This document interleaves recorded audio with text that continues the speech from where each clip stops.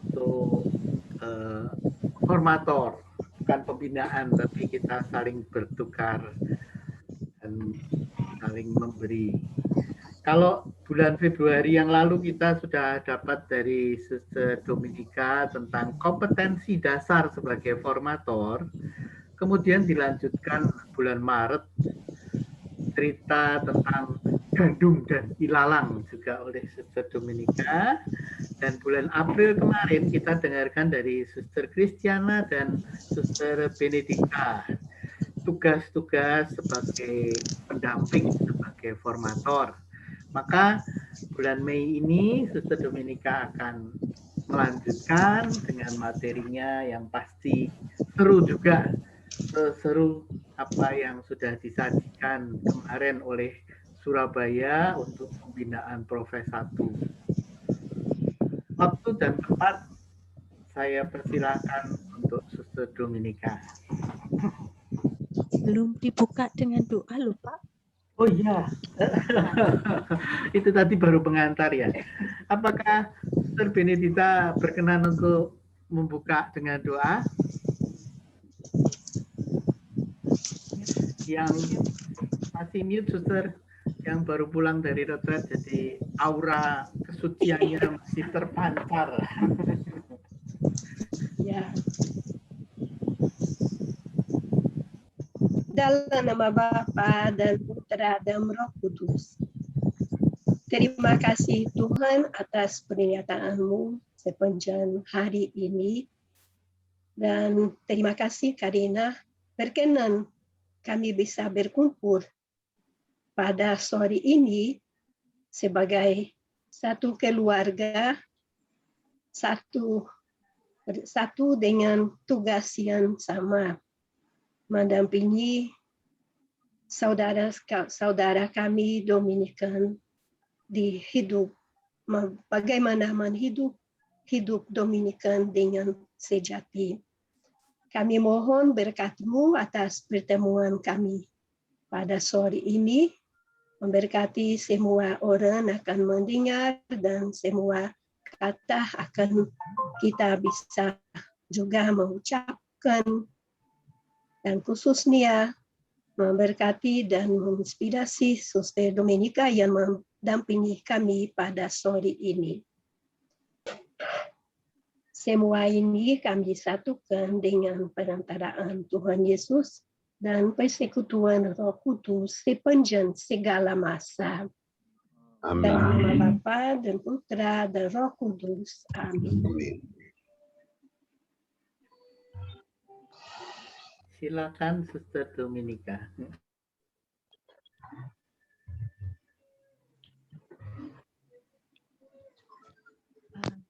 Terima kasih Pak Theo, terima kasih Suster Pine untuk doa pembuka, juga kesempatan kita berjumpa kembali pada saat ini, sahabat-sahabat Dominikan, para formator Dominikan awam, yang pada saat ini kita akan bersama-sama berbincang-bincang, sekaligus nanti kalau Anda sekalian, Suster dan juga Pak Theo ada pertanyaan, ada tanggapan, silahkan saja.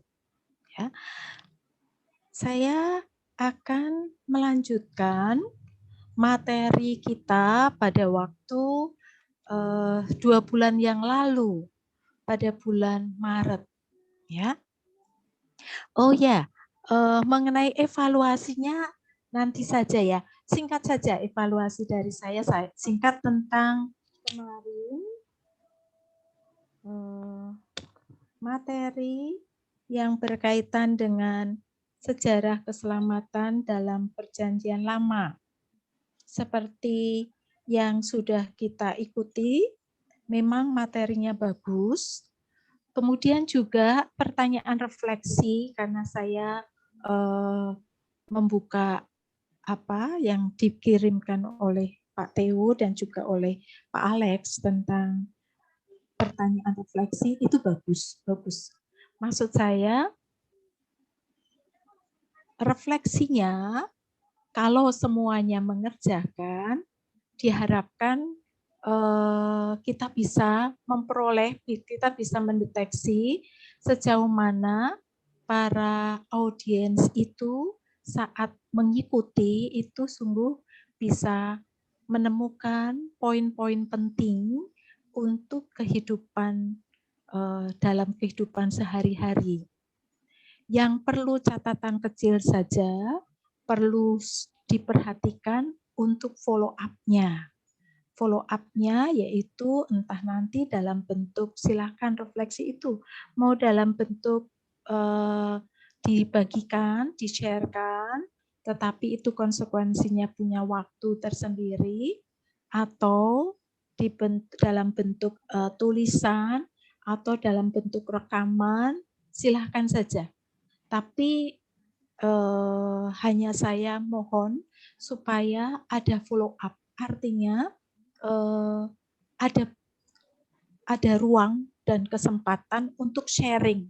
Bentuknya sumonggo, silahkan dikemas bagaimana saja, silahkan saja, sehingga sharing itu kesempatan bagi kita mendengarkan mereka sejauh mana para profes pertama itu menangkap dan belajar dari apa yang telah diberikan. Itu saja catatan dari saya. Sebagai studi, bahan studi bagus. Tekanannya pada refleksi iman yang bisa dihayati dalam kehidupan setiap hari. Dan ini yang perlu ada follow up dari para formator. Caranya sumonggo. Saya akan melanjutkan materi kita.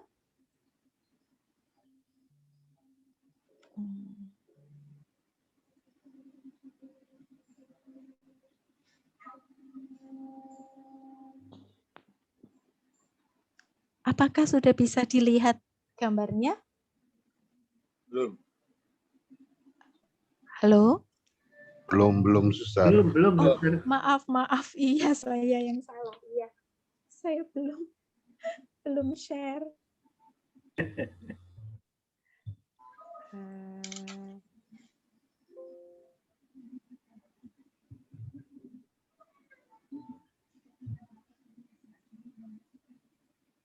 Sudah lama tidak Zoom. Ya, akibat sendiri. Lama tidak Zoom, tapi itu pakai GC, Google Classroom. Oh iya. Share, oke.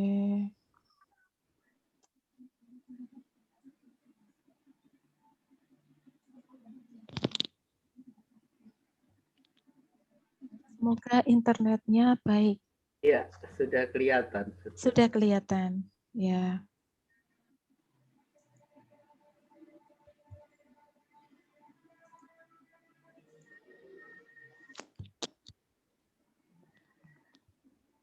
Suster dan Bapak Ibu sekalian, saya melanjutkan, memperdalam, bukan melanjutkan.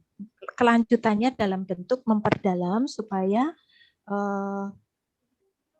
kursus kita, kursus atau apa ya, kemarin itu saya mendengarkan waktu bulan April ya, dikatakan ini training para formator, gitu ya Pak Theo ya? Iya, habis bingung juga mau disebut apa gitu loh, Suster. Lalu saya training, waduh, saya sudah terpikir-pikir training, yang namanya training itu kan berarti ada latihan-latihannya. Maka saya mencoba untuk kembali pada materi kita mengenai kompetensi dasar, karena nanti akan kita bicarakan satu persatu. Dan harapannya masing-masing ada latihannya. Sehingga bukan sekedar teori, tetapi memang kita ada prakteknya. Itu dengan pertemuan bulan April itu saya diingatkan, oh ini training ya, training berarti perlu ada latihannya. Itu yang bagi saya cukup menyita waktu saya, bukan menyita waktu, menyita energi saya, bentuknya apa itu yang sedang saya pikir trainingnya dengan situasi virtual ini. Ya, lalu akhirnya saya menemukan sesuatu hal yang nanti akan saya sampaikan. Sekedar mengingat kembali kompetensi dasar tentang formasio. Ya, satu, para formator itu diharapkan memiliki teologal. Sebetulnya ini bukan sesuatu hal yang spesial for formator, karena keutamaan teologal, keutamaan Kristiani, iman, harapan dan kasih itu semua orang Kristiani diharapkan memiliki keutamaan itu. Namun kita sebagai formator diharapkan lebih secara khusus mengkhususkan tentang keutamaan ini. Lalu yang kedua, mengenali dinamika batin formandi dan dirinya. Dirinya itu yang saya maksudkan diri formator itu sendiri. Jadi untuk mengenali dinamika batin yang kita dampingi, kita perlu uji coba dengan mengenali dinamika batin kita sendiri. Uji cobanya di situ, latihannya di situ. Jadi bukan hanya sekedar apa yang kita dapat, kemudian kita berikan. Yang kita dapat artinya pengetahuan-pengetahuan. Tetapi yang kita bagikan supaya kita mengenali dinamika batin formandi, maka memang sangat penting kita mengetahui dinamika batin kita sendiri. Lalu yang ketiga, yang kemarin bagian mengenai gandum dan ilalang itu merupakan salah satu bagian dari mengenali dinamika batin formandi. Artinya melihat formandi lebih positif, lebih memberikan pengharapan, lebih optimistis. Juga harapannya melihat diri kita pun demikian. Fokusnya bukan pada ilalang, tetapi fokusnya pada gandumnya. Jadi sudut pandangnya adalah sudut pandang yang positif. Ini agak berbeda dengan PH, pengolahan hidup. Pengolahan hidup itu meskipun nanti tujuannya sama, ketemunya sama.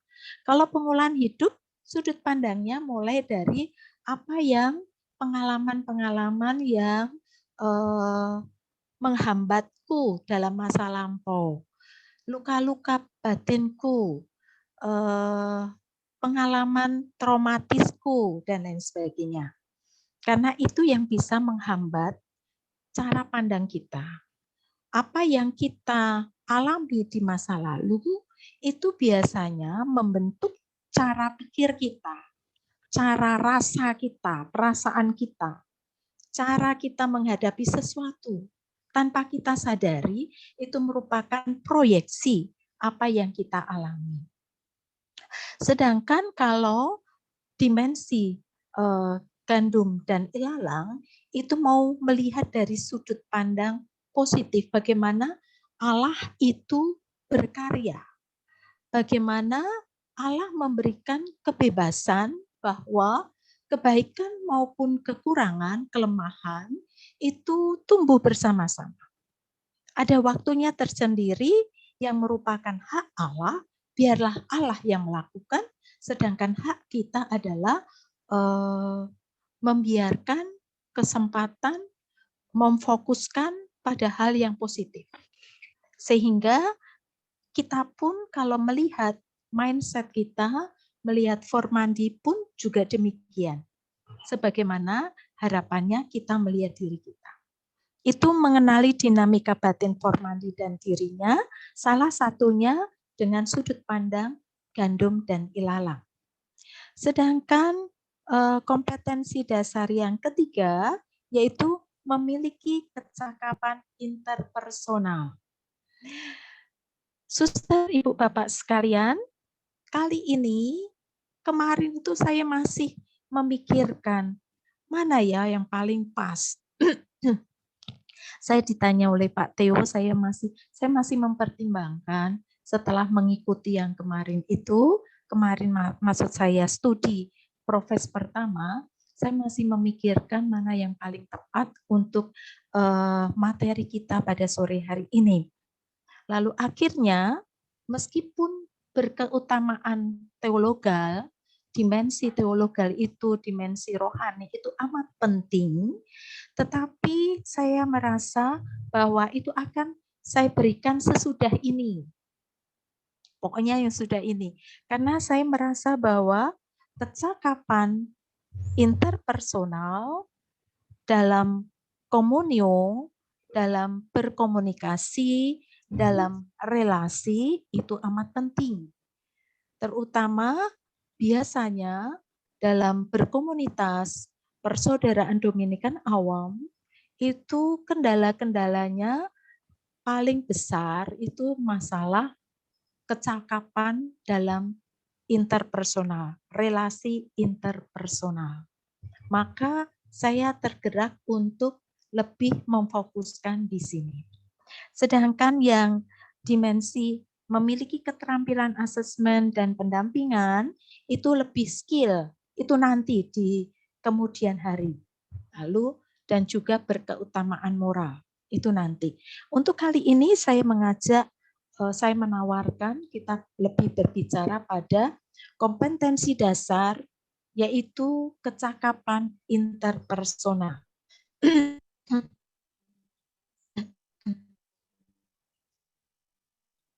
Ya, sebelumnya hanya sekedar mengingat kembali pada saat kompetensi pembicaraan kita di awal, memang syarat mutlak kita adalah formator adalah memiliki keutamaan teologal, percaya, harapan, dan cinta. Karena apa? Karena ini dasar dari segala-galanya. Karena ini sangat berpengaruh bagaimana cara kita berbagi, memandang, mendampingi. Itu dipengaruhi paling besar bagaimana gambaran kita, pengalaman kita bersama Allah. Bagaimana dimensi pengharapanku dalam menghadapi kehidupan dengan segala macam kompleksitasnya, itu akan sangat mempengaruhi. Bagaimana juga saya mau memahami, mengalami cinta Allah, itu sangat berpengaruh. Seperti kalau orang bercerita bahwa belum pernah, waktu itu kan kalau di Jawa durian itu jarang sekali ya. Karena mahal, bukan karena tidak ada, tapi karena mahal dan juga musimnya. Pada waktu dulu saya tidak begitu senang dengan durian. Tapi setelah saya mencoba, saya ketagihan. Kemudian juga ada teman saya, para suster, itu bertanya kepada saya, apa sih enaknya pete? Ya, kan kebetulan saya suka pete. Dan pete itu, mengapa saya suka pete? Itu makanan historis. Makanan yang penuh sejarah. Dan juga pembelajaran untuk saya, untuk mencintai pete itu. Nah, seperti saya kebingungan menjelaskan kepada orang, kepada suster, di mana nikmatnya pete. Saya mencoba untuk mendeskripsikan pete itu rasanya ada getir, ada rasa khas spesial. Pokoknya dengan kemampuan saya menjelaskan. Tapi saya yakin suster saya yang tidak mau makan pete itu, dia pasti tidak bisa menangkap di mana nikmatnya pete dan lain sebagainya. Maka seperti entah itu makan durian, entah itu makan petai, atau makan yang lain, orang baru bisa mengerti kalau orang itu mengalami. Sangat sulit menjelaskan, mendeskripsikan rasa petai, rasa durian. Bisa juga dimengerti, tetapi hanya soal akal budi saja, memahami akal budi. Tetapi tidak bisa merasakan dan tidak bisa menikmatinya. Nah, demikian pula berkaitan dengan Allah. Ya. Mengalami Allah itu tidak sekedar belajar teologi. Mengalami Allah tidak hanya sekedar dan juga mengimani Allah, tidak sekedar hanya tahu tentang Allah. Dan ini penting, pengalaman itu. Karena apa? Karena itu bagian dari spiritualitas kita. Bahwa yang kita bagikan itu adalah buah atau hasil kontemplasi kita. Berarti yang kita bagikan adalah milik kita. Maka memang benar, tidak ada seorang pun yang terlalu miskin sehingga tidak mampu untuk berbagi. Dan tidak ada seorang pun yang terlalu kaya sehingga dia berbagi terus. Masalahnya adalah bagaimana kita bisa mengetahui apa yang kita miliki. Terutama bagaimanakah kita bisa menyadari, mengalami Allah itu sendiri. Beriman kepada Allah. Kadang-kadang tidak masuk akal dan lebih banyak tidak masuk akalnya. Logika ilahi itu sangat berbeda dengan logika manusia. Demikian juga tentang iman. Kadang-kadang kita tidak bisa mengatakan, pokoknya saya percaya Tuhan pasti akan membantu saya. Misalnya, ini contoh, saya baru saja kehilangan kakak saya. Dan saya kenal, saya tahu betul bagaimana kakak saya. Ya, secara manusiawi, apa yang pernah dia lakukan, sikap-sikapnya, dan lain sebagainya. Tapi di balik itu, saya begitu percaya bahwa Allah itu Maha Rahim. Dan saya heran kenapa meninggal pada saat hari yang bagus.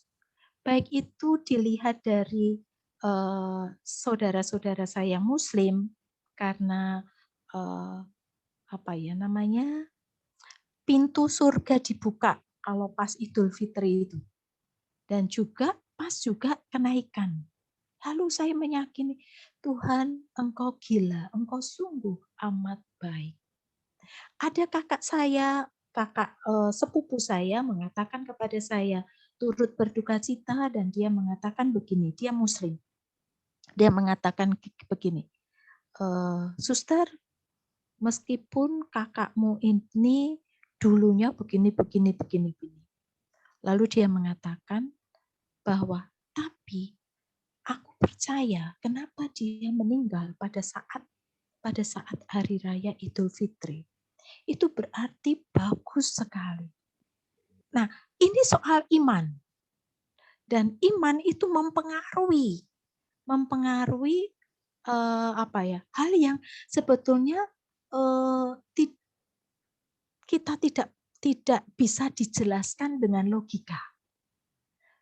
Iman itu meskipun harus dipertanggungjawabkan dengan logika, namun iman juga tetap misteri.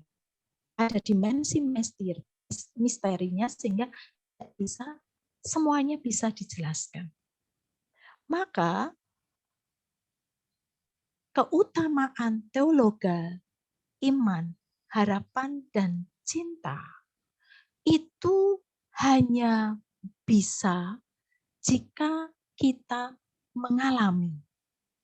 Keutamaan teologal bukan sekedar diketahui, keutamaan teologal bukan sekedar dipelajari, tetapi syarat mutlaknya adalah kita mengalami, kita mengimani Allah, dan akhirnya kita bisa memiliki pengharapan.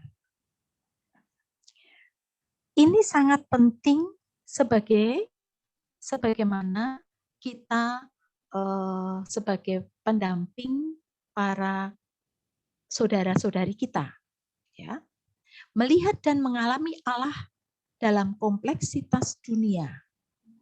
Itu berarti bertumbuh dalam keheningan. Saya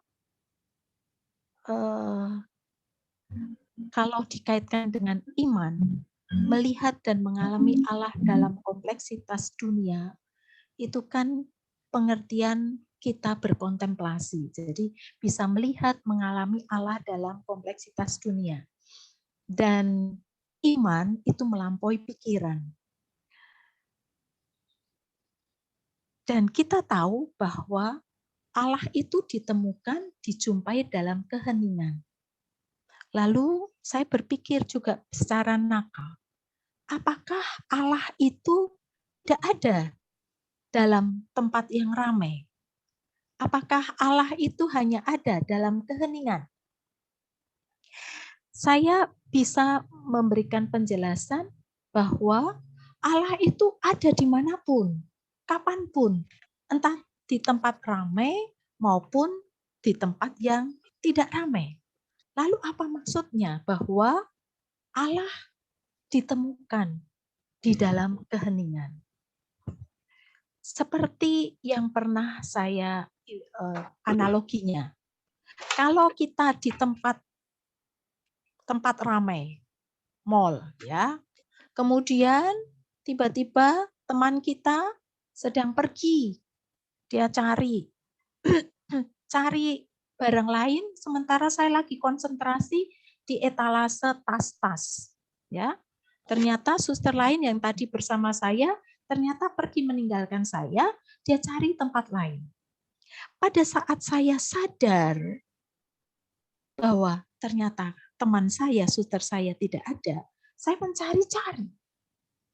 Dan lama sekali saya tidak menemukan dia. Mengapa? Karena yang saya lihat di situ banyak sekali barang di etalase, banyak sekali orang, sehingga saya tidak bisa menemukan suster saya. Tapi andai kata tempat mall itu sepi, saya mungkin akan lebih cepat menemukan suster saya. Bukan berarti pada saat saya tidak bisa menemukan suster saya tidak ada. Enggak, dia tetap ada. Hanya karena keramaian, karena fokus perhatian saya kepada banyak hal, sehingga saya tidak bisa menemukan suster saya. Maka, kalau dikatakan hanya di dalam keheningan kita bisa berjumpa dengan Allah, itu maksudnya bukan karena Allah tidak ada di tempat lain. Bukan hanya karena Allah adanya di tempat keheningan, bukan. Tetapi yang dimaksudkan adalah saat kita itu hening, itu artinya fokus. Fokus itu berarti satu saja yang perlu, seperti saat Maria dan Marta, saat Yesus mengatakan kepada Marta, Marta, Marta, engkau sibuk dengan banyak hal, sementara Maria hanya satu saja yang perlu, dan Maria telah memilih yang menjadi miliknya.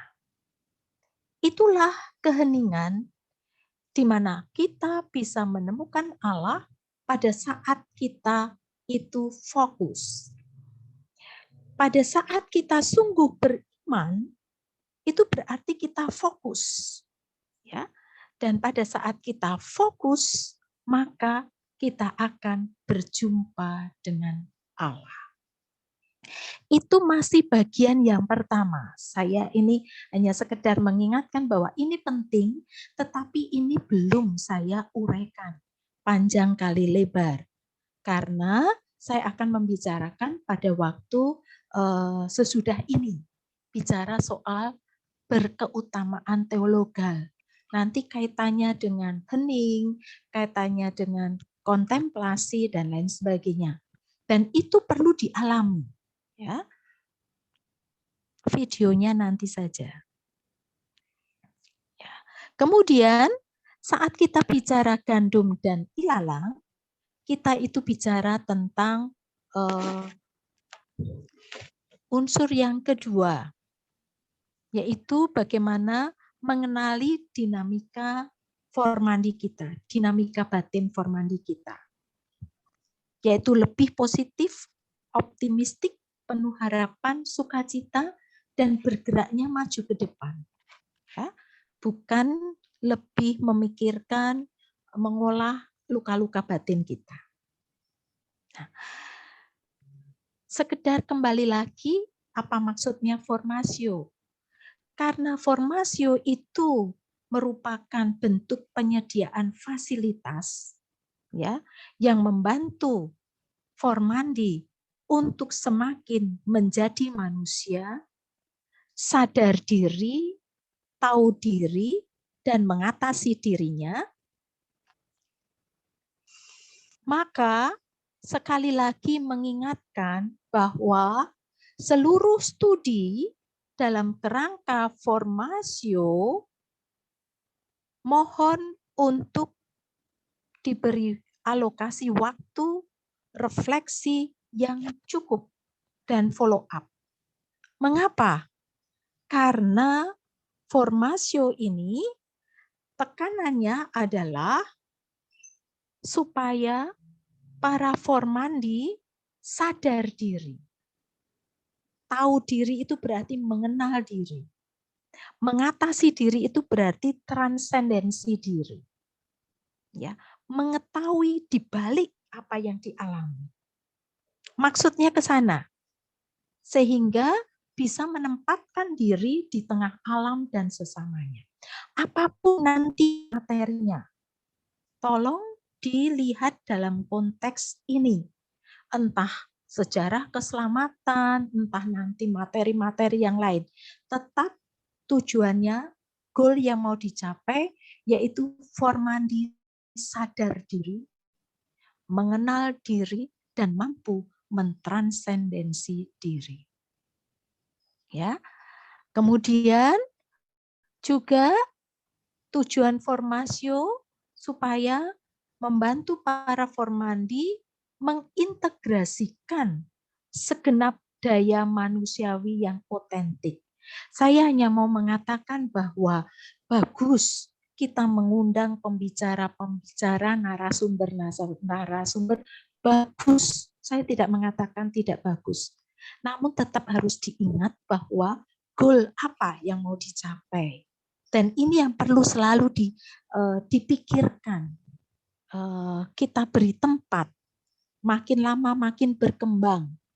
Gimana caranya ya formasi ini, apalagi dalam situasi pandemi ini, semuanya berlangsung secara virtual, bagaimana ya ini bisa, tujuan ini bisa tercapai seoptimal mungkin dengan situasi yang realistis. Ini jelas tidak mudah. Jadi maksud saya tetap bagus menghadirkan narasumber-narasumber yang sebagaimana ini, tapi tetap kekuatannya para formator, sahabat-sahabat Dominikan, lebih pada memberi pertanyaan refleksi dan follow up dari refleksi itu mohon untuk diberi ruang dan waktu. Karena mengingat tujuan dari formasi. Lalu juga tujuan kursus formator ini, kalau tadi tujuan untuk para formandi, yaitu PK pada dinamika batin pribadi, mengenali dan menerima karunia dan potensi diri. Hal ini yang sejak kemarin saya pikirkan betul juga dengan istilah training, ya, karena bagaimana ini menjadi training. Sehingga kita bukan sekedar mendampingi Formandi saja, tetapi kita peka akan dinamika batin kita sendiri. Ini perbedaannya dengan guru-guru yang atau dosen yang mengajar pada umumnya. Ini perbedaannya terletak di sini. Karena kita perlu untuk peka dinamika batin kita, supaya apa? Supaya kita menjadi peka dengan dinamika batin saudara-saudari kita yang kita dampingi. Juga kita mengerti serta menghargai nilai dan tuntutan formasio yang gereja dan masyarakat perlukan saat ini di zaman milenial. Artinya apa? Artinya jangan mempermudah dan jangan menyepelekan dan jangan menganggap enteng tentang formasio. Karena kita bertanggung jawab terhadap gereja. Ya, bukan pokoknya jalan, bukan itu. Bukan pokoknya jalan, bukan. Tapi kita menghargai nilai dan tuntutan gereja. Seperti yang pernah dikatakan oleh Monsinyur Anton kepada kami, kepada para suster pada waktu itu karena mempersiapkan kapitel konstitusi. Beliau menyampaikan begini, saya itu intinya saja. Kalau detailnya saya tidak bisa mengulang apa yang beliau katakan. Intinya, Dominikan mohon untuk diperhatikan tentang formasi Dominikan awam, di mana semua menggunakan nama OP. Lalu sejauh mana itu? Ya, saya menangkap sekali. Meskipun beliau itu mengemasnya dalam bentuk guroan, tetapi itu pewartaan yang bagus kalau dikemas dalam bentuk guroan, sehingga yang mendengarkan itu tidak tersinggung. Tetapi pesan yang mau disampaikan, yang saya tangkap dan itu kental adalah para suster diingatkan supaya formasi Dominikan awam itu diperhatikan. Supaya OP-nya itu bukan sekedar OP. Itu intinya itu. Ngomongnya tidak persis seperti itu tapi esensinya yang mau dipesankan Bapak Uskup Anton itu. Itu yang saya tangkap bahwa kita perlu mengerti dan menghargai nilai dan tuntutan formasio yang gereja dan masyarakat perlukan saat ini di zaman milenial ini. Maka kita semua yang dipanggil, dipilih, dipercaya oleh saudari-saudari kita, sehingga kita diminta untuk mendampingi mereka, itu berarti manifestasi dari kepercayaan Allah sendiri. Maka dengan seluruh segenap akal budi, tenaga, waktu, kita berusaha. Namanya saja berusaha. Bukan menentukan, tapi usaha seoptimal mungkin.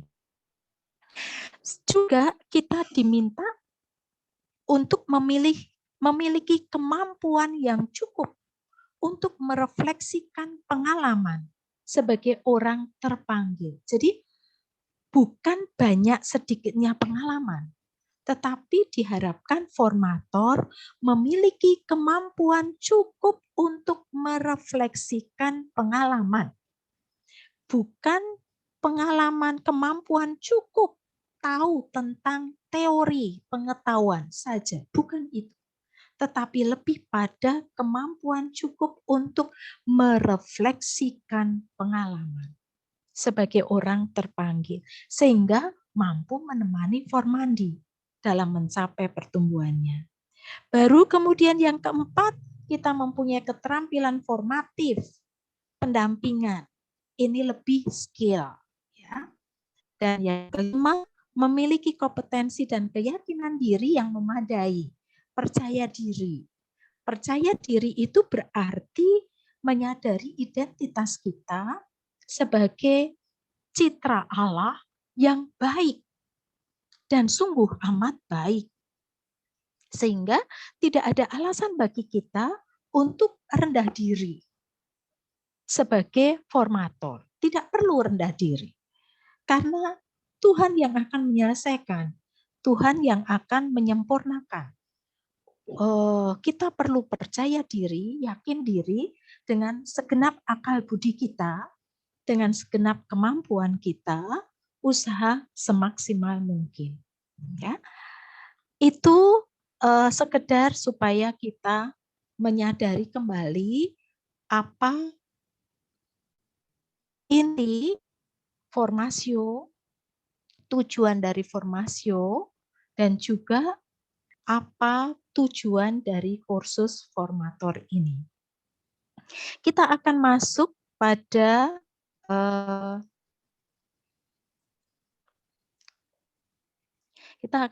pada materi kita, yaitu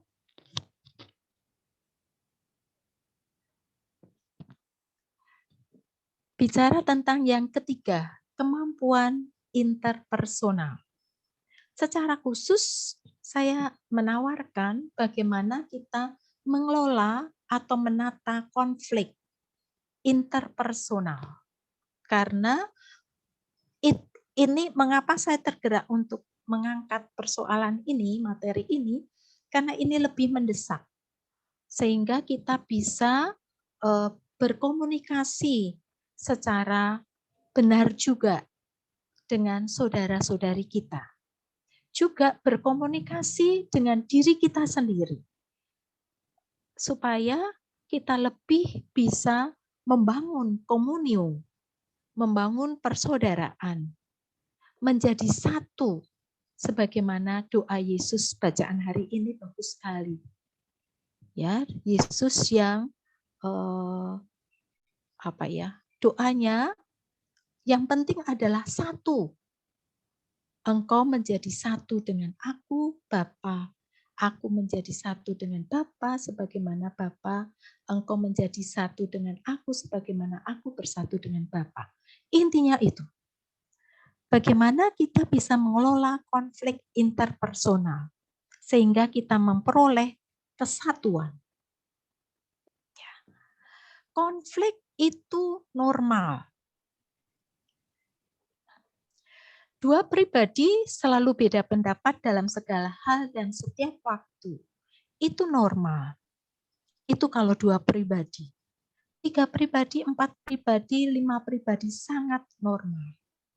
Yang penting adalah belajar bagaimana menata, mengatur, memanage konflik. Dan ini butuh keutamaan batin kita.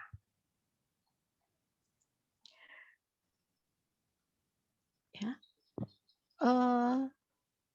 Persoalan yang sering terjadi, saya sengaja tidak mengambil contoh awam, Dominikan awam, tapi juga tidak mengambil contoh suster supaya ambil jarak. Ya, kita di dalam komunitas itu biasanya memiliki nilai, motivasi, persepsi, pendapat, keinginan yang berbeda. Terkadang menyangkut hal-hal yang sepele, namun itu mempengaruhi perasaan kita, mempengaruhi mood kita. Karena apa? Karena mengancam kebutuhan dasar kita, mengancam kebutuhan psikologis kita. Biasa di antara religius itu ada gap, ya. Kadang imam muda mengatakan sudah tua tapi nggak bisa diteladani. Saya tidak memberi contoh Dominikan awam. Dominikan awam tidak seperti ini. Romo Kuda kok enggak tahu tata krama ya? Itu bagi imam yang tua. Dan itu sering terjadi hal semacam itu. Pandangan yang berbeda dan lain sebagainya. Dan itu mempengaruhi cara kita bersikap. Intinya, ini berkaitan dengan kebutuhan dasar, basic need, yaitu kebutuhan untuk dicintai, kebutuhan untuk dimengerti, kebutuhan untuk dipercayai, diterima, didukung, dan dihargai. Dan kebutuhan ini namanya saja kebutuhan. Pasti harus dipenuhi. Kalau tidak dipenuhi, berarti ada masalah. Hanya saja kebutuhan-kebutuhan ini sebetulnya sebaiknya, seyogyanya sudah terpenuhi sejak kecil. Sehingga kalau misalnya kebutuhan dicintai, kebutuhan dihargai pada waktu kecil, pada waktu remaja, pada waktu muda kurang, maka pada saat tua, orang itu akan mudah sekali tersinggung. Mengapa mudah tersinggung? Karena merasa tidak dihargai. Mengapa dia merasa tidak dihargai? Karena merasa tidak cukup berharga. Sehingga ini perlu diketahui oleh kita semua dan kita perlu mengetahui diri kita sendiri. Apakah kebutuhan-kebutuhanku, kebutuhan dasar, yaitu untuk dicintai, dimengerti, dipercaya, diterima, didukung, dihargai, sudah cukup? Andai kata belum, tolong disadari. Sehingga jangan sampai kita sudah ubanan, saya juga sudah mulai ubanan, sudah mulai tua, kebutuhan itu lebih mendominasi. Sehingga pada saat sudah tua, kok mintanya dihargai terus, mintanya didengarkan terus, mintanya dimengerti terus, mintanya dicintai terus. Lalu kapan? Ya, kapan kita mencintai, kapan kita mengerti, kapan kita mempercayai, kapan kita menerima, kapan kita mendukung, kapan kita menghargai. Dan ini ya memang perlu kita sadari. Juga konflik itu kita pahami menakutkan. Padahal enggak. Konflik kita perlu mengubah mindset kita. Konflik itu normal. Ya. Kalau dahulu kita mempunyai pengalaman konflik, entah pada masa kecil, masa remaja, masa dewasa, bukan masa tua, yang melukai atau menakutkan atau melumpuhkan, kadang-kadang tanpa kita sadari dan spontan, itu menjadi ancaman pada saat kita mengalami konflik saat kini. Ya, sehingga kita akan cepat merasa direndahkan. Contoh, ya, kita tuh intelektual kita, rasio kita memahami dan tahu bahwa kita datang untuk melayani, bukan dilayani. Berarti identitas kita ini pelayan. Tetapi reaksinya apa? Pada saat kita tidak dianggap, pada saat kita tidak diperhitungkan, pada saat kita tidak dimanusiakan, langsung kita tersinggung. Sebetulnya apa ketersinggungan itu? Itu sebetulnya karena kita membutuhkan penghargaan. Berarti pahamku sebagai pelayan berbeda dengan apa yang aku alami, kebutuhanku. Kebutuhanku dihargai, padahal pikiranku mengatakan aku pelayan. Ya, sering kita terjadi tanpa kita sadari juga demikian. Kita sudah ya mungkin menggerutu atau mengeluh, sudah dilayani begini, sudah diusahakan begini, kok masih begitu, dan lain sebagainya. Maka pada saat itu kita perlu menyadari, oh iya ya, aku ini pelayan. Kalau pelayan, ya wajarlah kalau tidak dihargai. Wajarlah kalau tidak dimengerti. Nah, nanti kita akan surut kemarahan-kemarahan kita. Ya, seperti itu. Maksudnya kita perlu menyadari dulu diri kita sebelum menyadari apa yang dialami orang lain. Ya. Maka yang paling penting adalah penguasaan diri. Penguasaan diri penting dalam menghadapi konflik. Ya. Terkadang tidak mudah penguasaan diri itu. Apalagi sangat penting untuk formatur. Meskipun semua orang adalah formator untuk dirinya sendiri dalam konteks ini. Tapi dalam konteks kursus formator, karena kita semua adalah dipilih, dipercaya oleh saudari-saudari kita, dan saudara-saudari kita manifestasi dari Allah, maka kita dipilih, dipercaya oleh Allah. Dalam konteks itu, maka kita memang perlu mengembangkan, bertumbuh di dalam penguasaan diri. Ya. Karena apa? Karena konflik itu rasa sakit pasti, kecewa, marah. Dan inilah perlu kesempatan kita untuk melatih diri terus-menerus.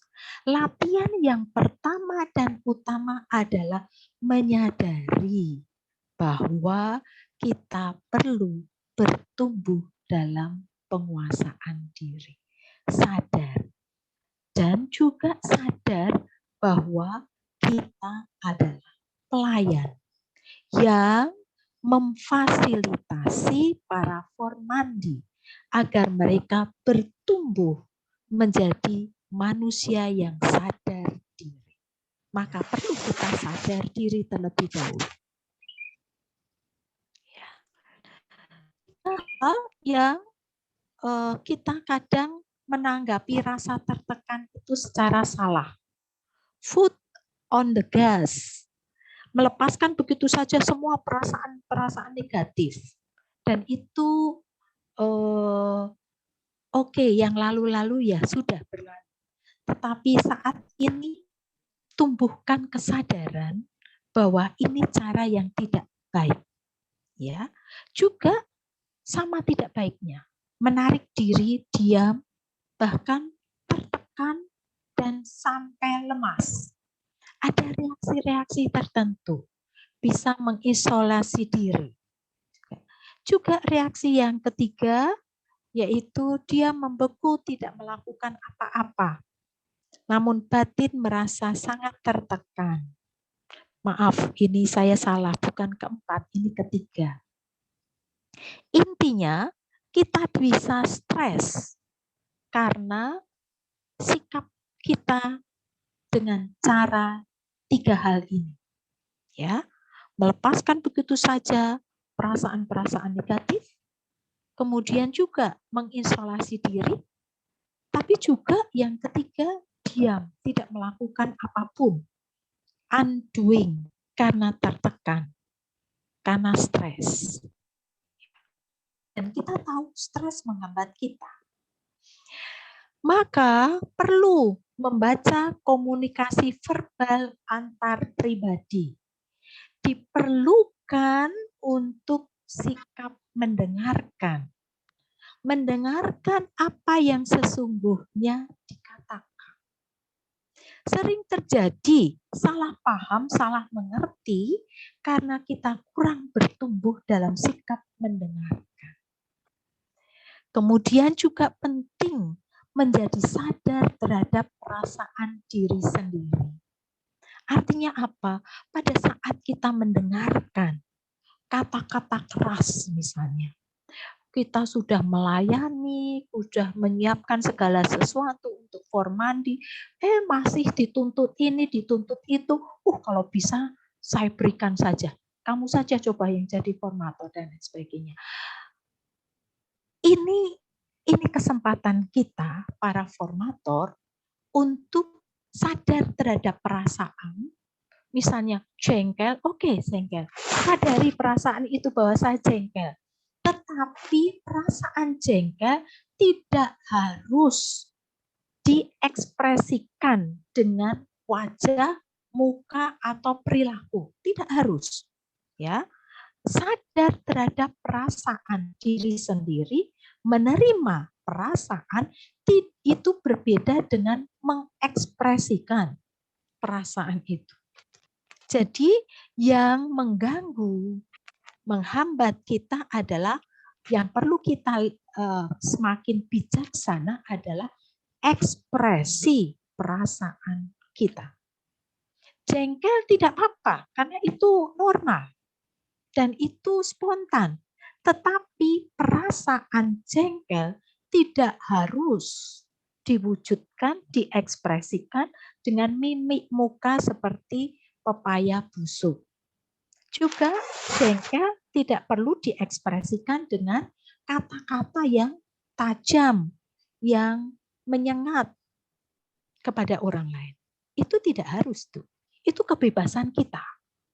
Justru di sini formator adalah memiliki kesempatan untuk makin sadar diri, semakin mengendalikan diri, semakin menguasai diri.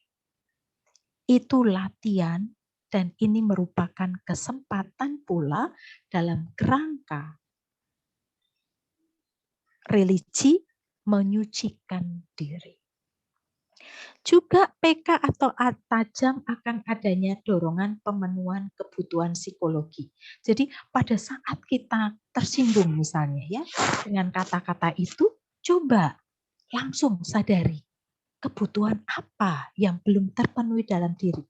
Oh, aku marah sekali, aku tersinggung, aku tidak merasa, aku tidak dihargai. Oh, berarti kebutuhan penghargaanku, harga diriku belum cukup.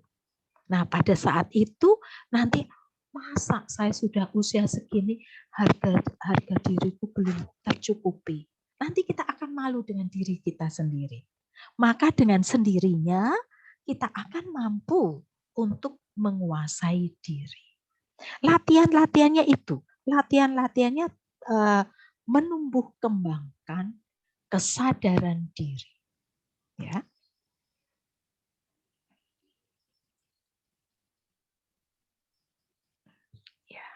Juga kita perlu sadar diri dengan bertanya, saya lagi stres enggak ya ini?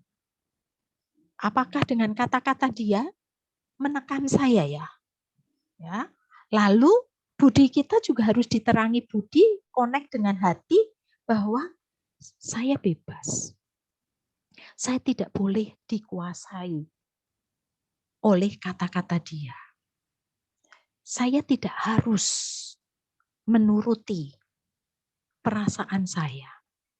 Saya ngerti perasaan saya jengkel. Ya, saya terima.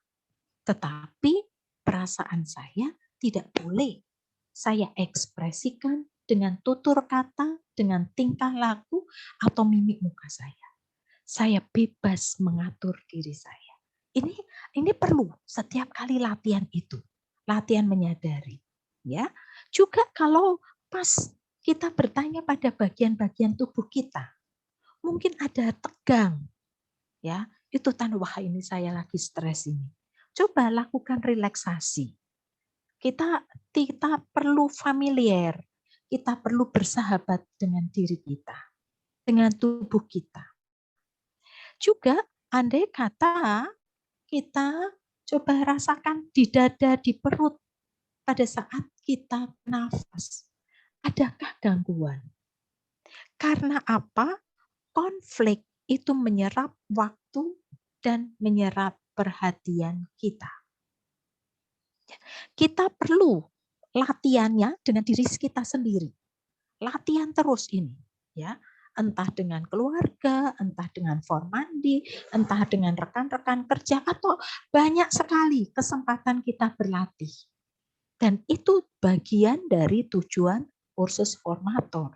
Semakin mengerti dinamika diri kita. Karena kalau kita makin PK terhadap diri, kita nanti akan makin PK terhadap dinamika formandi yang dipercayakan Allah kepada kita. Juga kita makin bertumbuh dalam kesadaran emosi kita. Kunci untuk mengenali diri dan orang lain dan mengkomunikasikan diri dengan jelas dan efektif, yaitu menyadari emosi kita. Ya, seperti tadi. Tidak ada perasaan emosi yang buruk. Ya, emosi itu normal, netral. Menjadi buruk jika diekspresikan. Maka tidak ada keharusan emosi itu diekspresikan. Ya, tetapi emosi perlu diterima, perlu disadari, perlu direngkuh, perlu dipeluk emosi itu. Perlu diakrabi, ya, sehingga menjadikan kita makin bertumbuh dalam mengontrol diri, mengolah konflik. Ya. Kemampuan menghadapi konflik tergantung pada kesadaran emosional kita. Sekali lagi, kemampuan menghadapi konflik tergantung pada kesadaran emosional kita. Komunikasi nonverbal meredakan emosi. Ya, entah ekspresi wajah, misalnya nih, kita sedang jengkel karena kata-kata formandi kita. Yang mana sudah kita layani, masih kurang dan lain sebagainya. Lalu kita sadar, wah saya jengkel nih. Cepat sadar, ubah wajah kita. Supaya saya harus mengendalikan diri saya. Saya harus menguasai diri saya. Saya bebas dan sadar supaya saya belajar menguasai diri saya. Turunkan volumenya. Atau meskipun jengkel, ayo intelektual kita, otak kita katakan, sentuh dia, peluk dia, tepuk dia, rangkullah dia. Ya. Dan ini perlu dilatih seperti ini. Terus menerus, setiap hari, kepada siapapun. Latih kepada istri, kepada suami, kepada anak, kepada teman-teman, siapapun yang kita ada di situ. Terutama kepada komunitas kita. Kalau kita bisa mencoba menguasai diri kita, belajar terutama kepada dengan pribadi-pribadi yang susah, sungguh nanti kita akan mengalami kepuasan batin. Saya pernah mengalami. Oke, ya. Makasih ya. Kita pernah mengalami, saya pernah mencoba bahwa bagaimana ternyata saya lebih senang kalau saya dicuekin atau dianggap tidak ada oleh orang yang lebih muda daripada saya. Misalnya ya, saya lebih tempat latihan saya untuk formasio kalau saya dicuekin oleh junior, oleh novice, atau oleh postulan saya. Kalau saya dicuekin oleh pemimpin saya, itu tantangannya lebih kecil. Ya. Tapi kalau saya dicuekin oleh yang lebih rendah, lebih muda, lebih ini, itu berarti kemampuan untuk penguasaan diri kita itu bertumbuh, berkembang. Tapi kalau kita hanya bisa, kalau saya hanya bisa menguasai diri saya pada saat saya dicuekin oleh pemimpin saya, itu berarti pertumbuhan saya masih rendah. Tapi kalau saya bisa menerima, bisa merangkul, bisa bersahabat dengan perasaan saya saat saya dicuekin oleh postulan saya, itu berarti pertumbuhan penguasaan diri saya cukup baik. Ya. Sehingga para formator Dominikan awam bisa melatihkan ini semua Anda di dalam keluarga Anda masing-masing. Dan ini latihannya begitu. Bukan hanya sekedar teori, tetapi Anda perlu mempraktekkan sungguh-sungguh. Juga humor. Bagi kita yang memiliki cara humor yang bagus, humor adalah meredakan konflik yang bagus. Ya, mekanisme sehat untuk mempertahankan diri. Juga cara cerdas untuk mengungkapkan hal-hal yang dapat menimbulkan konflik. Juga humor adalah cara sehat untuk mentertawakan diri sendiri maupun mentertawakan orang lain. Humor membuat konflik menjadi sebuah kesempatan untuk meningkatkan keakraban. Jadi kalau kita mau mengingatkan orang lain dan kita dianugerahi talenta humor, pakailah itu. Karena itu yang paling bagus. Mengingatkan sebetulnya keras tapi dikemas dalam bentuk humor itu ternyata lebih efektif daripada secara lugas. Hanya saja memang tidak semua di antara kita dianugerahi talenta humor. Jadi bagi kita yang mendapat talenta humor, gunakan itu. Karena itu sesuatu hal yang sangat positif untuk meredakan konflik. Ya.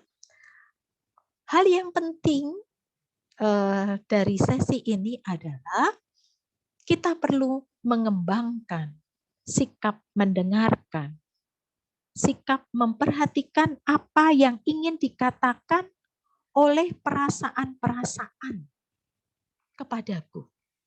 Maka mulailah dengan diri sendiri, mendengarkan, memperhatikan perasaan-perasaanku.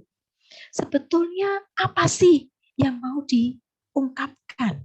Ya, kadang-kadang perselisihan, percekcokan itu kita hanya menangkap yang dikatakan. Padahal sebetulnya tangkaplah perasaannya.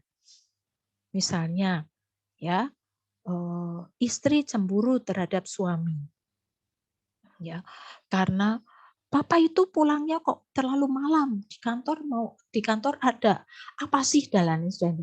Lalu ditanggapi oleh suami murni kata-katanya. Oh, mempertahankan diri karena begini tadi pekerjaan saya belum selesai. Saya tadi disuruh macam-macam. Padahal sebetulnya yang mau disampaikan oleh istri perasaan cemburu. Tangkaplah perasaan ini sehingga kita tidak menanggapi dengan logika. Oh, perasaan dia cemburu. Itu sebetulnya yang mau disampaikan. Nah, kadang-kadang kita tidak mampu menangkap apa yang tak terkatakan. Kadang-kadang atau sering kita tidak menangkap perasaan-perasaan partner kita. Perasaan-perasaan formandi kita. Maka penting fokus pada saat sekarang.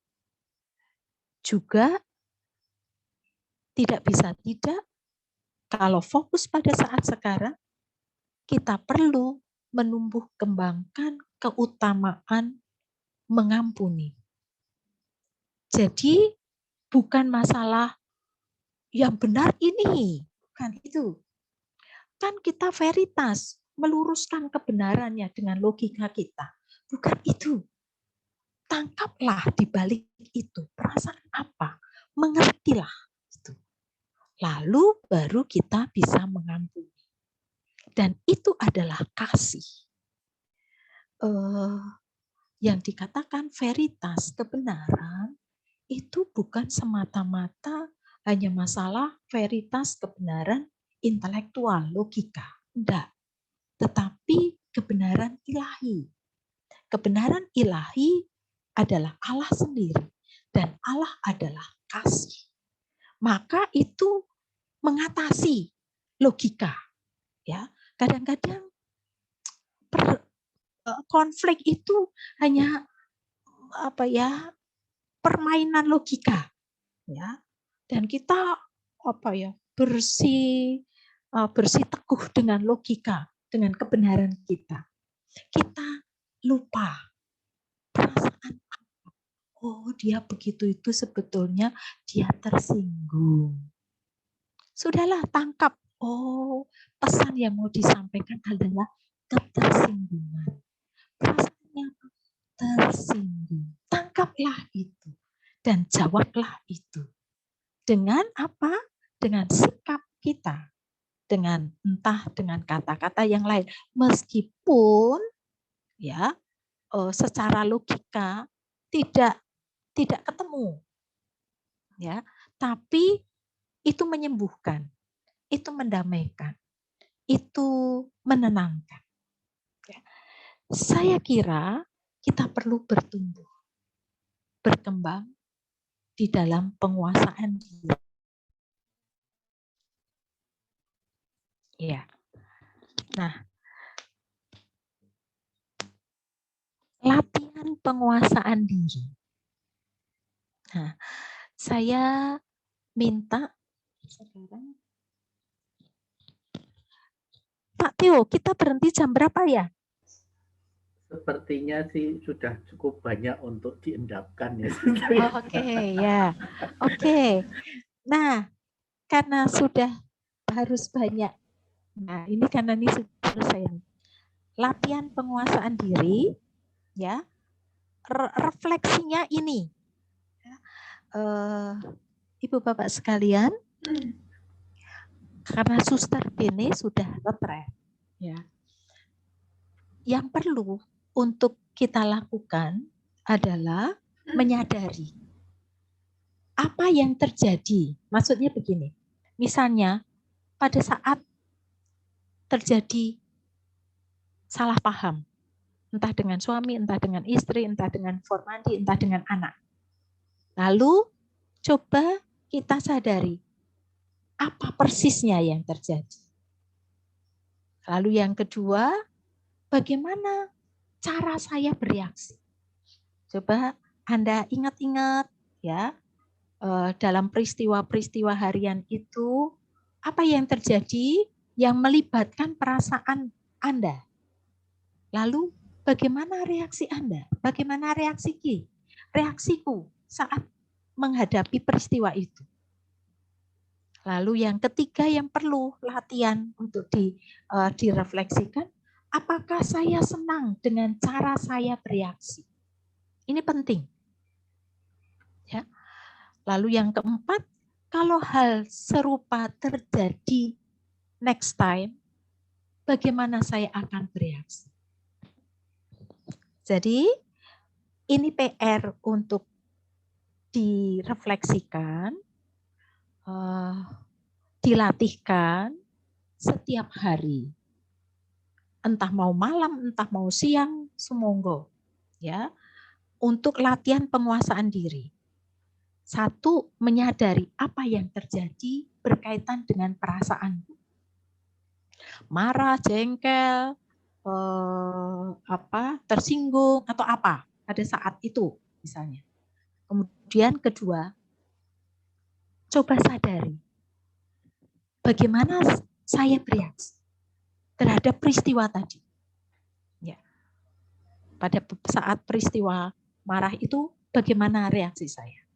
Ketiga, coba sadari apakah saya senang dengan cara saya bereaksi. Lalu 4, kalau hal yang serupa tadi next time terjadi lagi, bagaimana ya saya akan bereaksi? Saya kira cukup dari saya. Ini yang penting untuk kita semua latihkan sebagai latihan penguasaan diri. Jika ada pertanyaan atau sesuatu yang kurang jelas, boleh ditanyakan. Waktu saya kembalikan kepada Pak Theo, karena yang mengatur waktu Pak Theo. Monggo Pak Theo, saya kembalikan. Terima kasih, Sister Dominika.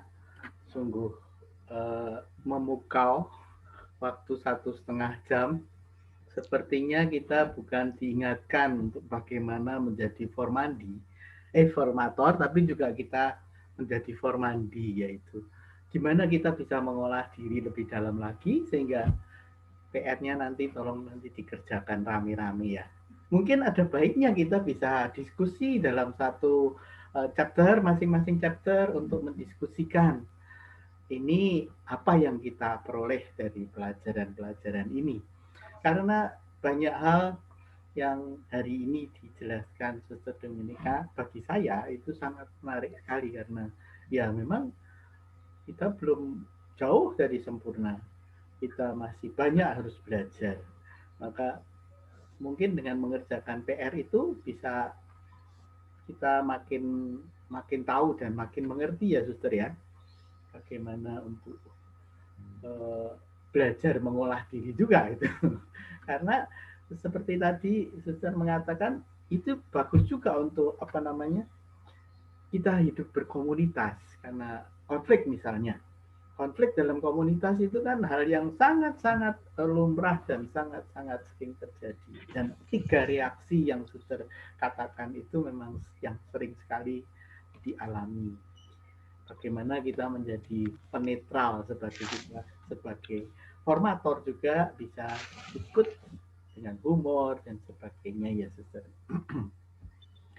Ada yang ingin ditanyakan mumpung masih ada waktu kira-kira 10 menit. Saya Bro Theo. Mari silakan Pak Willem. Langsung saja ya, kan forumnya nggak terlalu besar ini. Ya, pertama-tama saya bersyukur bahwa hari ini bisa ikut pembinaan formasi dan terima kasih ke Suster Dominika untuk materinya ini karena inilah realita yang secara pribadi memang terjadi dalam hidup saya, terutama dalam masa pandemi ini, di mana tidak bisa kemana-mana tapi berkumpul dengan keluarga saja. Dan saat ini berdua dengan nyonya. Dan ternyata konflik ini yang terjadi dan saat ini saya malah mengalami seperti apa yang Suster paparkan tadi. Gampang emosi, gampang tersinggung, merasa tidak dihargai karena nggak bisa kemana-mana, cuma di rumah aja, nggak ada kerjaan. Terima kasih Suster untuk materinya dan rupanya memang benar ya. Bagaimana menguasai diri ini lebih penting. Yang lucunya kalau menghadapi di luar itu rasanya wah udah hebat deh, udah bisa menguasai diri. Tapi di dalam keluarga sendiri justru ini problem besar yang saat ini saya rasakan dan alami. Semoga apa yang Suster sampaikan ini bisa menjadi pedoman dan pemicu untuk bisa lebih lagi menghidupi spirit Dominikan untuk bisa menjadi formator bagi diri sendiri. Itu yang pertama, Suster. Yang kedua, saya tertarik dengan himbauan dari Monsinyur Anton buat para suster bahwa formasi Dominikan awam itu perlu diperhatikan agar supaya OP-nya itu benar-benar OP. Dan ini tantangan yang sangat berat buat kami-kami apalagi dipercaya menjadi presiden yang kadang-kadang dengan hak veto ya bisa hanya untuk bisa memuaskan, bisa memahami keinginan Formandi. Sementara di sisi lain melihat bahwa ini kok biasa-biasa aja gitu. Sehingga ada usulan saya buat Bro Theo dan Suster, mungkin perlu ada retret khusus untuk seluruh pengurus. Jadi jangan hanya kelas formator ini, karena saya nangkap dari pertemuan bulan lalu, harusnya yang terpanggil sebagai pengurus itu harus juga siap menjadi formator. Nah, sayang sekali materi yang begitu luar biasa bagus dari Suster, kalau hanya diikuti oleh maksimal ini 30 orang aja yang ada di sini. Tapi bagaimana kita bisa kemas ini menjadi bekal awal sebelum kita semua termasuk saudara-saudara lain yang terpanggil sebagai pengurus di komunitas Dominikan Awam ini juga bisa mendapatkan pendalaman materi yang sama. Itu dari saya, Bro Theo, Suster, terima kasih. Terima kasih Pak Willem. Pak Theo, saya bicara ya Pak? Ya, silakan langsung ditanggapi, Suster. Karena yang ya, tanggapan saya begini. Saya mohon bahwa tadi bisa melanjutkan apa yang disampaikan Pak Theo, bahwa harus ada follow up. Ini tuh situasinya sulit karena pandemi virtual ya, maka saya tuh mikir gimana ya caranya gitu ya. Maksud saya begini, tadi kan ada pertanyaan, refleksi, peristiwanya apa, bagaimana saya bereaksi seperti itu dan lain sebagainya. Bagaimana kalau itu bisa di-share-kan di dalam kelompok, entah kelompoknya setiap chapter atau apa, sumonggo, saya tidak tahu persis ya. Misalnya dalam bentuk karena kita kesulitan, buatlah sekarang karena Zoom lebih mudah atau video call juga bisa, atau kalau tidak memungkinkan bisa direkam.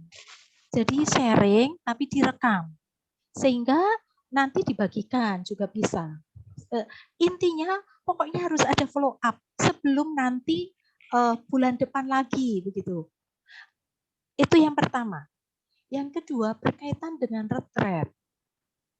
Saya berharap meskipun pandemi menurut hemat saya tetap harus retret. Menurut saya secara virtual itu oke. Tetapi itu tadi kesadaran bahwa kalau secara virtual bagaimana menumbuhkan kesadaran supaya terlibat betul dengan tugas-tugasnya, entah dengan refleksi dan lain sebagainya. Karena hanya itu yang bisa kita lakukan karena secara virtual. Dan saya memang sangat setuju dan saya mendukung kalau Dominikan Awam formasinya retret juga itu perlu mendapat ruang. Dan sekarang kan tidak harus mahal-mahal karena tidak kumpul, tapi memberikan waktu. Nah, dan sekarang menurut saya juga toh malam juga it's okay, kapanpun juga okay gitu. Bagaimana ini bisa memang bisa direalisasikan. Itu saja Pak Theo dan sahabat-sahabat yang lain. Terima kasih Suster, terima kasih Pak Willem. Sebelum dilanjutkan, mungkin Suster Ben ada tambahan tanggapan.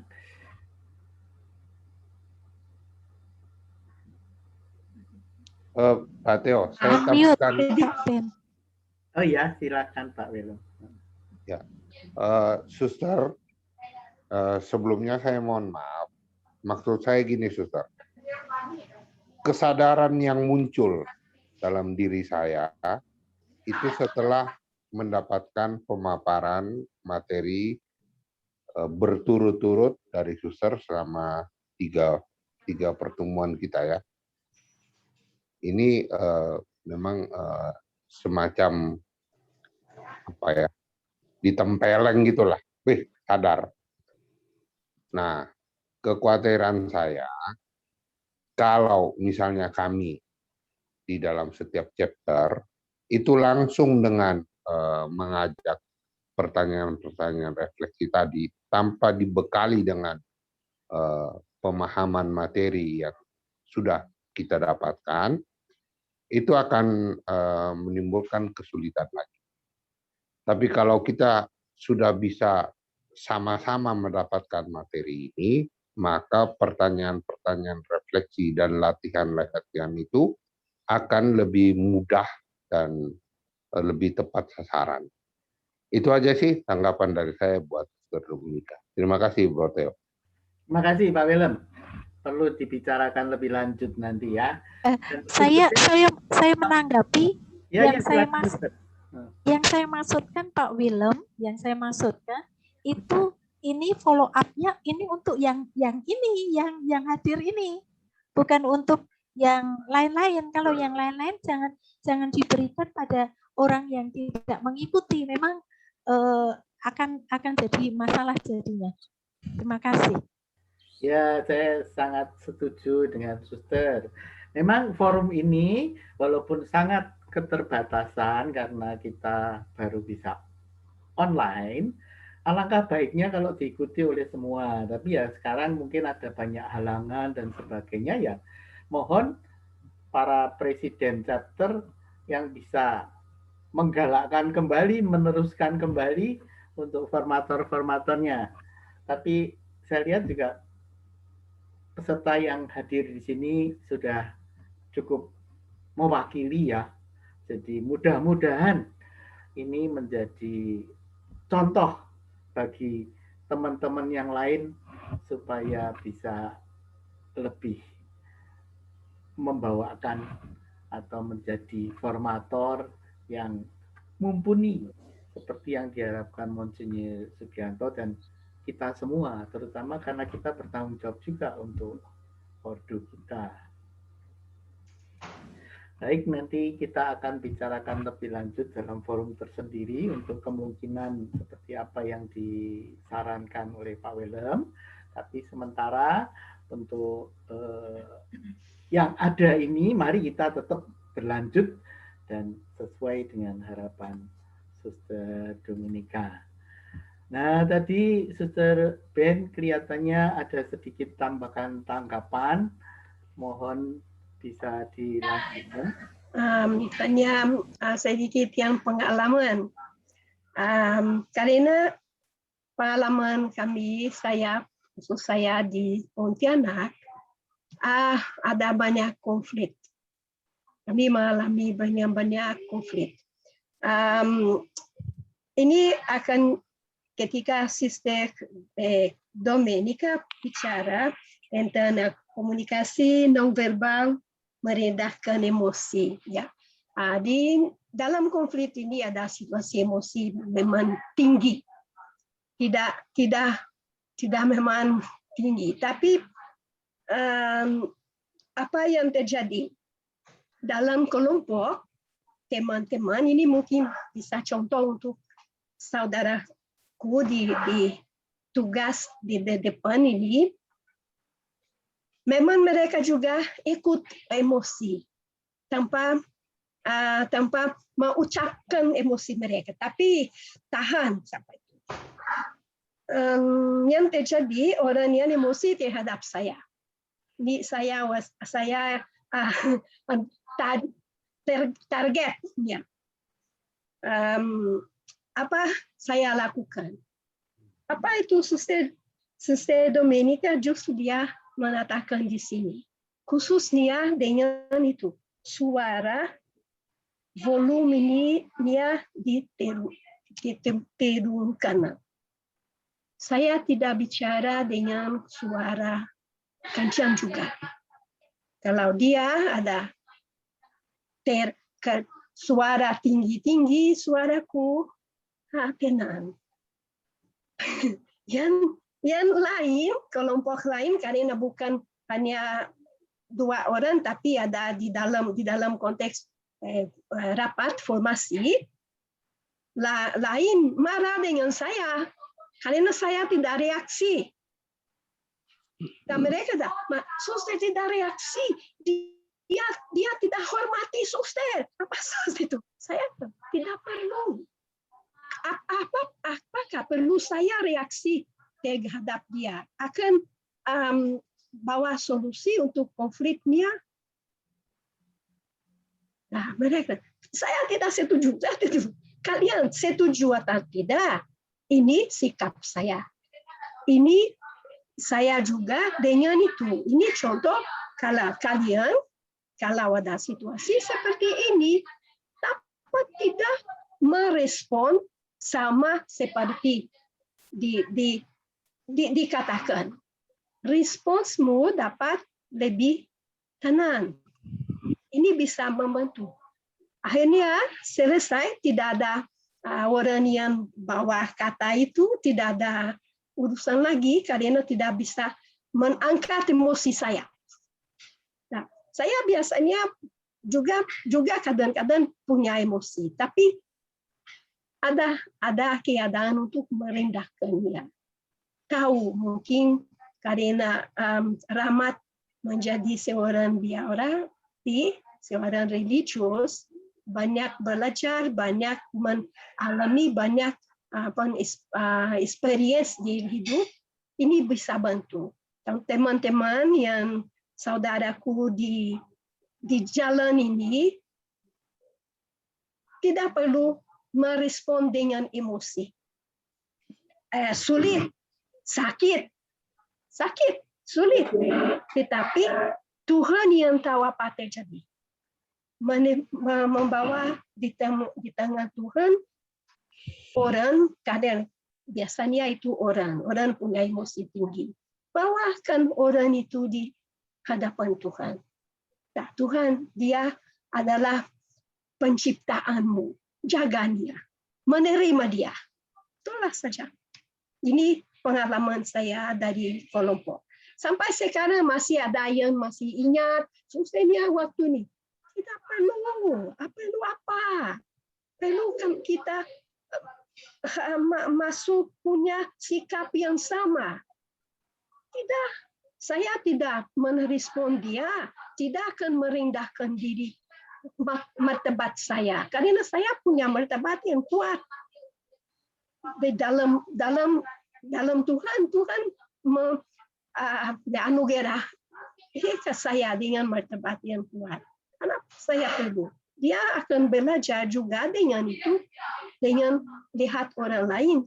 Akhirnya sesuatu sekarang suasana lebih enak, lebih baik di dalam hidup. Di dalam capek kita di sini. Oke, ini pengalaman, bukan kata saja. Hidup di dalam di daging. Terima kasih, Suster. Terima kasih, Suster. Sama-sama. Terima kasih. Ya. Suster Dominika mau nambahin pengalamannya juga. Tanya. Sudah, biar yang lain. Biar yang lain ya. Ya, waktu ternyata juga yang kita nggak bisa cegah karena waktu berjalan terus. Sudah ada beberapa yang juga sudah punya kesibukan sehingga mendahului kita. Maka baiklah, untuk kesempatan kali ini kita cukupkan sekian dulu. Saya kira cukup banyak yang perlu kita endapkan, kita refleksikan kembali. PR-nya Suster Dominika ini sungguh benar-benar cukup buat 1 bulan kali ya. Tapi Suster Dominika boleh nanti di-share juga apa materinya yang tadi supaya kita bisa nanti saya mengulang kembali pelan-pelan sehingga itu menjadi dasar memperkuat kita sebagai formator Dominikan Awam. Dengan harapan ke depan nanti persaudaraan Dominikan Awam khususnya di Indonesia ini bisa dipertanggungjawabkan. OP-nya bukan OP ecek-ecek, tapi OP yang beneran OP. Ya, terima kasih buat teman-teman semua. Dan untuk penutup, mungkin Suster Dominika mau berkenan untuk menutup dengan doa ya. Baik, mari kita bersatu di dalam doa. Dalam nama Bapa dan Putra dan Roh Kudus. Amin. Amin. Bapa yang kudus, terima kasih. Engkau telah menganugerahkan waktu bagi kami.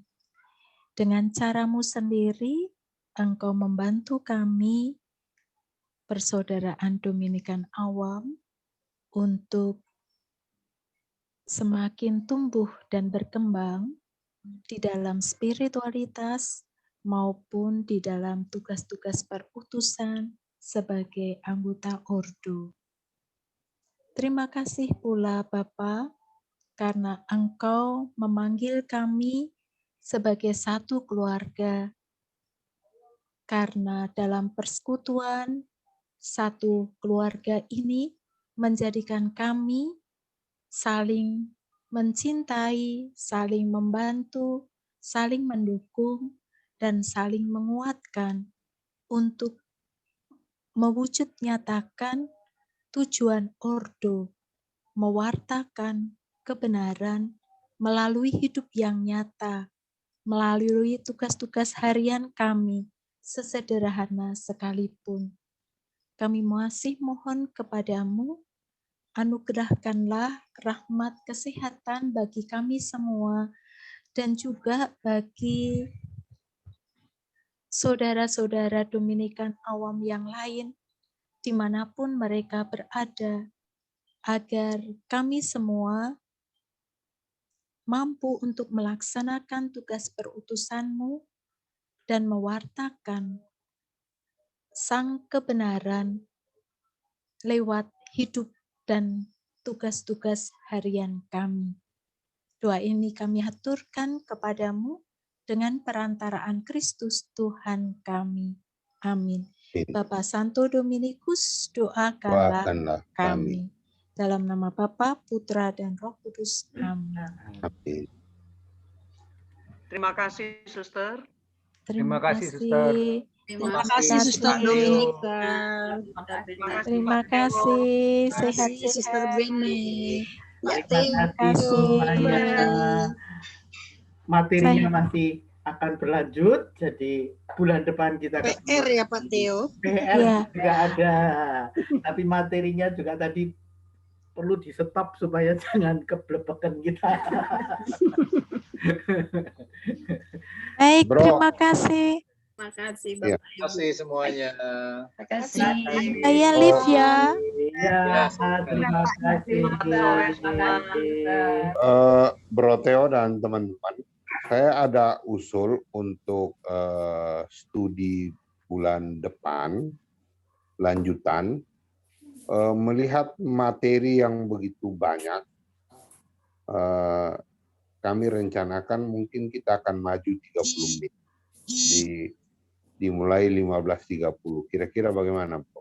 Boleh. Untuk Profes 1 ya? Ya. Ya, setuju saja. Ya, jadi khawatir kayak kemarin Ya, itu terlalu mepet ya. terlalu mepet dan apalagi kalau ada kendala teknis. Jadi Ya. saya masih khawatir juga bulan depan Pak Paskalis belum bisa ke Surabaya. Jadi kita punya cukup waktu. Karena targetnya kemarin dia harusnya sampai Exodus ya, tapi nggak bisa tercapai, baru sampai di Menara Babel aja. Baik, terima kasih Bro Theo dan Suster serta semuanya. Selamat malam. Pak Theo. Ya, sampai ketemu. Terima kasih semuanya.